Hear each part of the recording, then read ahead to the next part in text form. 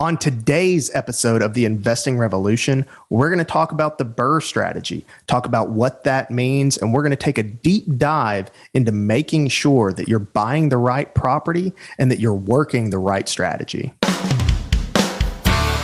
This is the Investing Revolution, a podcast designed to help your real estate investment strategy. On this podcast, we'll teach you the actionable steps to take and pitfalls to avoid so that your real estate investing can thrive.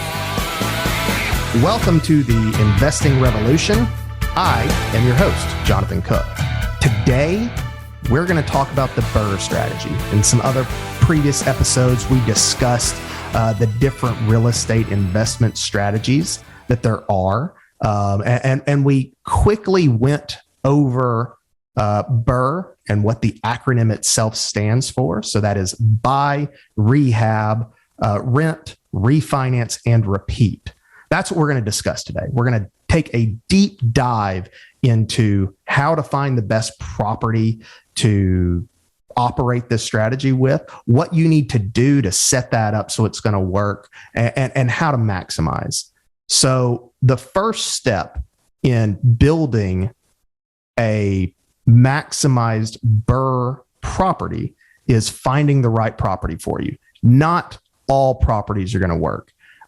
Buying something in a really nice area that has good stabilized rents and has a decent amount of appreciation, your typical B-class type of property, is not likely going to be the best option for a BRRRR. Most of these properties typically look like your average cash flowing property. And that is a really important step, is that it is going to cash flow. That's going to help you in your refinance later if your actual debt service goes up a little bit. So the first step in finding a property is looking for something that is distressed in a way that when you're looking through your numbers, you recognize that your after rehab value is still going to be right around the median. And you have some room between your expenses and what that median price point is going to be. That's going to make sure that this is maximized in a way that when you refinance, you're able to take some cash out and restart the process. That's where your last R, the repeat stage. So the properties that you're looking for, typically when I am hunting a good BRRRR property, I am looking in the $100,000 price range.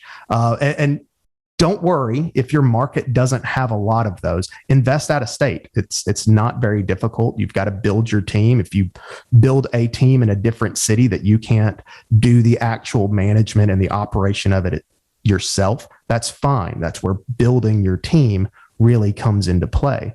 So if you've decided that you're going to do a BRRRR, look for an area that you can find distressed properties around that, 100 to even up to $150,000. I've seen being able to work on a BRRRR strategy, but in that range, you should leave enough meat on the bone for the refinance to kick in, take some capital out, repeat the whole process.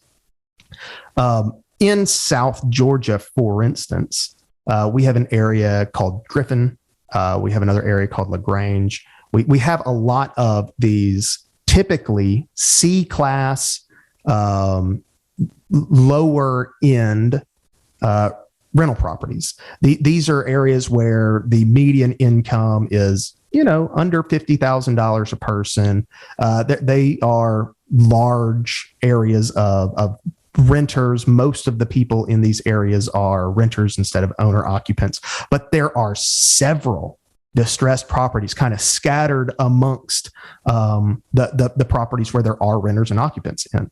And the trick to a BRRRR is finding one of those properties that still has enough room between what you can buy it for, put the renovations in there, and then still have a big gap between your all-in price points and what you're looking to refinance out, in a couple of months, looking at your median price points. So look in areas where you are already seeing median price points at that 150 to 180 price range, even close to 200. But there's still a large number of properties that are under 100 or right around $100,000. And to kind of give you some real numbers, I was looking at some properties in Griffin the other day with a client of ours that's looking to do some BRRRRs.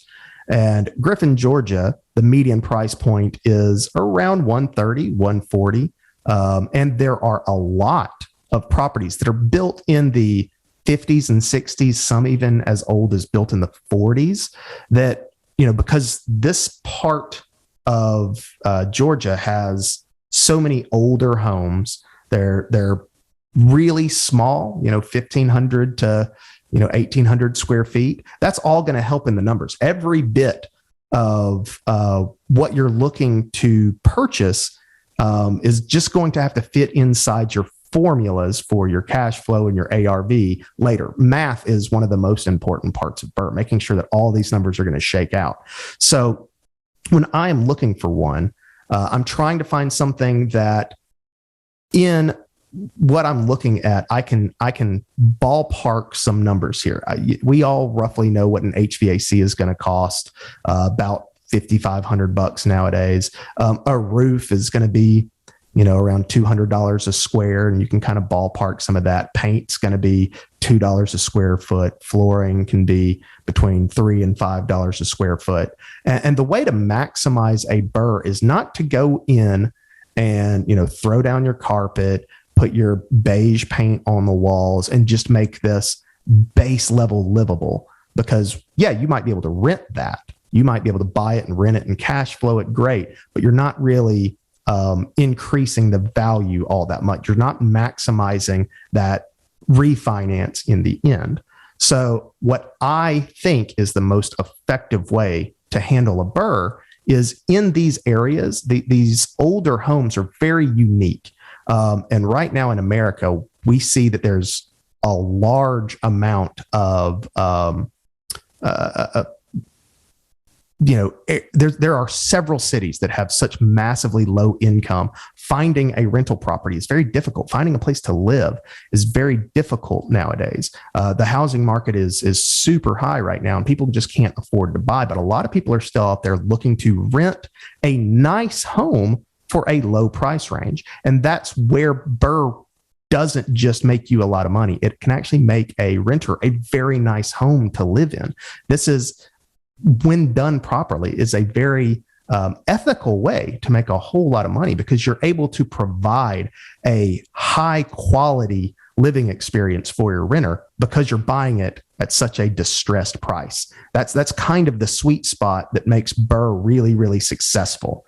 So if you're buying a property in an area like Griffin, Georgia, where the median price ranges are, over 100, but not at 180 yet. So 120, 130-ish $1,000, you're able to snatch up a property at that $50,000 or $60,000 price range that when you look through it, the foundation is okay. The layout is going to be perfectly fine. But, if it's a 1,200 square foot house, when you actually do your math, the less square footage, the less paint you're going to have to do, the less flooring you're going to have to do, the smaller the roof is. Those things are all going to add into your overall rehab cost. So you want to make sure that you're finding the property that you have the most opportunity to improve to a median level. I like to use LVP for the flooring options in these houses because LVP is relatively cheap. It is pretty heavy duty. It lasts for a long time. It can last for multiple renters. And it's an easy option for your tenant to keep clean. It's really easy to clean LVP floors. They're waterproof, they're stain resistant, easy to mop and sweep and clean. And so when you give a tenant the opportunity to have a nice home that they can keep clean and make it continue to look really nice, they're going to be better tenants to begin with.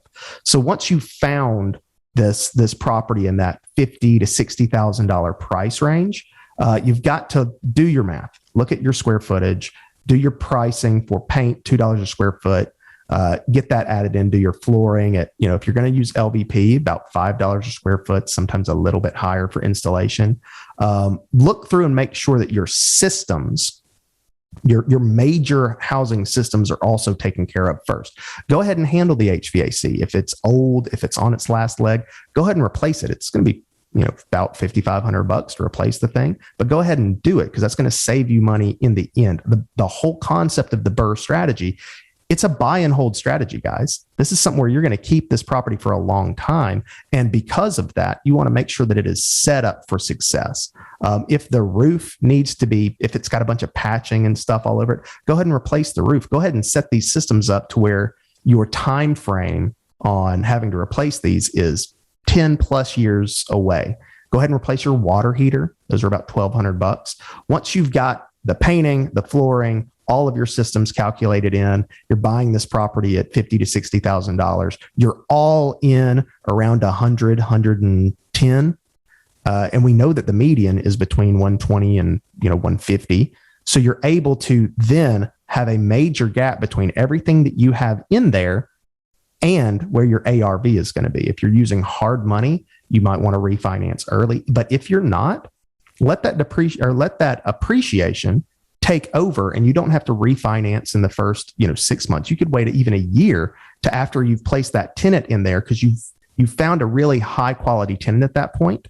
After you've rehabbed the property, made it look really nice, you are now going to price the rental at just above median or just around median price point for the rentals. So, and you have the room. You now are able to rent that property that you bought at 50 or 60, and you have around 100,000 total into it. At least in Griffin, you're able to rent those for around $1,200 a month. And that's a pretty strong cap rate right there. That's going to cash flow right off the bat. Once you've got that going, you can leave it as a cash flow, but that's not a full BRRRR. Once you've got it rented, you should have a high quality renter that is looking at what you've done in this property. You've made a nice, clean, updated home with nice flooring, good paint, a nice kitchen. You've done some nice updates into it. I like to put something in that property that's going to stand out and make like a wow factor. We've all seen HGTV where they do the house hunters, and they always give them 3 options. They always nickname the houses something cute that they found. Oh, the one with the porch, or the one with the arches, or whatever they might have seen in there. They're not calling them by the address. Renters are the same way. Anyone looking to live in a new place is doing the same sorts of things. They're looking at what is it about this house other than bedrooms and price that makes me want to live here? They're looking at, not only does this property, look clean and safe and it's built in a decent way, if you can add something in there that catches their eye, and it might just be something as simple as a kitchen island. You can, take your LVP and run it up along the base of a kitchen island to give a really neat look to it. Shiplapping has become really popular lately. It's not very expensive if you do it on a small wall. I like to put them in bathrooms. Bathrooms are a great place to add a wow factor because those rooms are very small. And so the improvements that you do to them don't cost a lot of money. You can take a bathroom that is, that has a wall on it that's 4 foot wide or 6 foot wide. You put shiplap up on that thing, the vanity is already going to block a lot of it. You've saved a lot of money in just material costs. There's little tips and tricks when operating a BRRRR that really can stand out to where when your potential renters are coming to look at this property, they see nice LVP floors, they see the gray paint or whatever the popular color is at the time. In South Georgia, gray is the current popular neutral color. When they come in and they see that this is going to be a place that they can picture themselves living for a long time, they're planning for their future. And that's going to be a long-term tenant, which is good. Long-term tenants are going to save you a lot of money in that vacancy time frame. Vacancy can cost you for every 2 weeks. I want to say Todd said every week on the market or every week that it's vacant, it's costing you 2% of your annual income. So if you can cut that down by putting in a really nice property that somebody wants to live in for a long time, you don't have to factor in a vacancy every couple of years, get a long-term tenant. That's going to be better off in your numbers in the end. So once you've got that tenant in place, you've got that high quality tenant that is looking to stay in that property for a long time, and they're happy to pay you your $1,200 a month rent. Let it stabilize for a minute. Give it a couple of months. I like to see 6 to 8 months of stabilized rent in place before you refinance. That way you know how good your tenant's going to be. In 6 to 8 months, we should be able to check and make sure that your tenant's paying on time regularly. We've done some periodic reports to make sure that they're taking really good care of the property. And then you refinance after that time frame, and the markets that you are buying in should continue to appreciate at that point. Right now, if we're looking in parts of Georgia, the appreciation is 39% a year in several parts. I mean, that's a massive increase to where if you've bought in targeting $160,000 for your ARV, you wait 8 months and that ARV goes up to that 180 price point. That's another couple of, 10 grand in your pocket that you can use to go buy another property and do this again. So once you've got everything in place, you've got it stabilized, go ahead and refinance that property. Take that equity that you're gaining out and reinvest it in another property in the same area that you can find that'll do the exact same process. You repeat the process over. That's the magic of BRRRR. You've increased value here, and now you're increasing your entire net worth because you still have this $165,000, $170,000 property. You still own it. It's still cash flowing for you. Yeah, you refinanced your equity out of it. Your mortgage payment might have gone up slightly, but you are still cash flowing fantastically. And then you're able to take that equity and restart the process. You do that every, couple of months, every 6 to 8 months, you can redo this process and double it almost every time, depending on what your lending looks like. I've seen several hard money lenders that are happy to lend you a 75% ARV loan with only $10,000. You can get this process started several times over doing that same process. If you're making $20,000 profit on that refinance after you've taken it out of the hard money, put it into a standardized loan, you've got $20,000 in equity.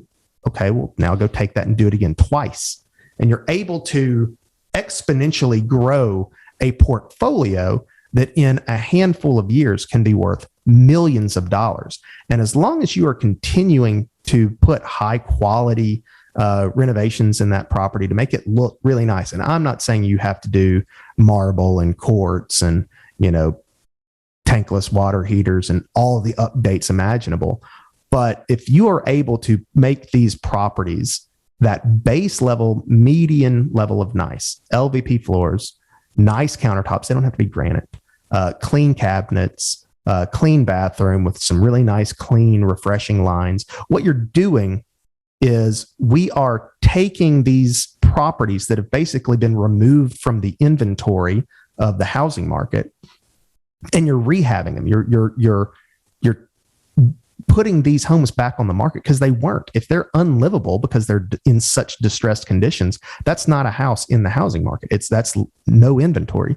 You go and you make that a new livable place, and all you're doing is generating wealth for yourself that you can continue to keep and continue to watch grow in terms of value for the next several years.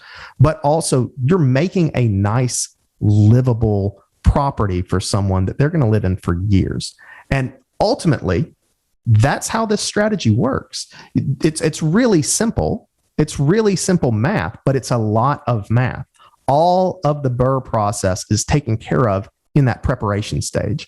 As long as you know what the steps are, as long as you know how the math works, you can repeat this process 10, 20, 50 times over and build yourself a massive portfolio of properties that are continuing to cash flow, and you're leveraging these properties to buy new properties.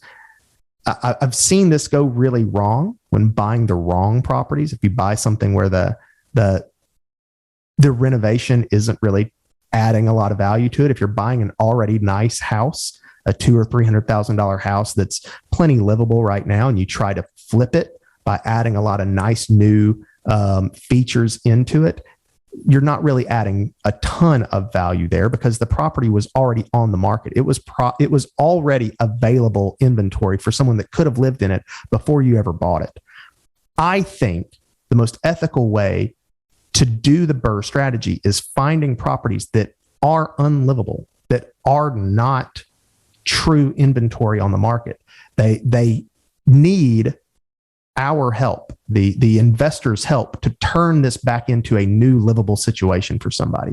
Once you're doing that, you're not only generating wealth for yourself, but you're also improving an area. You're making your own new comps. You're increasing the value everywhere. It's a triple win for everyone involved. And that's why, in my opinion, I think BRRRR is the most effective real estate investing strategy that anyone right now is really heavily investing in. And that's the strategy. That's really kind of all I have to say about this. I hope, as simple as this episode is, that you can take the concept to heart and really dive deep into where can I make this strategy work. If you want some, more localized information on where can I find these kinds of properties, reach out to a local realtor. Reach out to me if you would like to. I mean, you can send me an email anytime. My email is just jonathanc@revolutionrm.com. But I really hope that you can take this and build some, generational wealth for yourself. Build some stuff that you hold on to that's going to make money, not only for you, but for your family for years to come. And you're building a nice place for people to live. So, that's it.